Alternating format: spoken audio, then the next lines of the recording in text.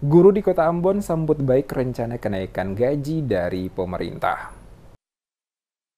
Pemerintah berencana menaikkan tunjangan bagi guru yang berstatus aparatur sipil negara ASN maupun non-ASN. Kebijakan ini disambut baik oleh para guru di Kota Ambon, Maluku. Kepala Sekolah SMP Negeri 19 Ambon, Novi Haspers, mengaku senang mendengar kabar tersebut. Dalam wawancara dengan DMS Media Group, Jumat 29 November, Novi menyatakan bahwa kebijakan ini memberikan motivasi tambahan bagi guru honorer untuk lebih semangat dalam mengajar. Menurut Novi, langkah pemerintah ini sangat luar biasa dan diharapkan dapat meningkatkan kesejahteraan serta kualitas para guru. Hal ini katanya akan memperkuat pondasi pendidikan dalam mendukung terwujudnya visi Indonesia Emas 2045.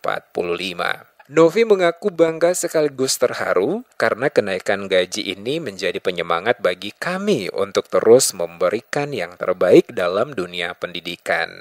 Akan terjadi kenaikan gaji pada PNS dan non-PNS atau non-ASN tahun 2025, di mana untuk PNS atau ASN itu 1 kali gaji pokok, dan untuk non-ASN atau honor itu yang sudah bersertifikasi untuk guru honor tambahan 2 juta.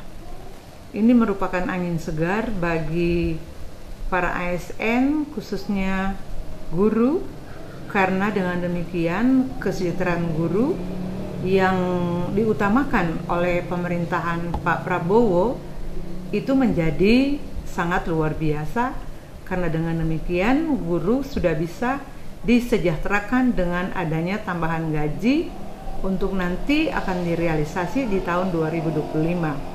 Sebelumnya, Menteri Pendidikan Dasar dan Menengah Abdul Muti menyampaikan bahwa mulai tahun 2025, pemerintah akan menaikkan tunjangan untuk guru ASN maupun non-ASN.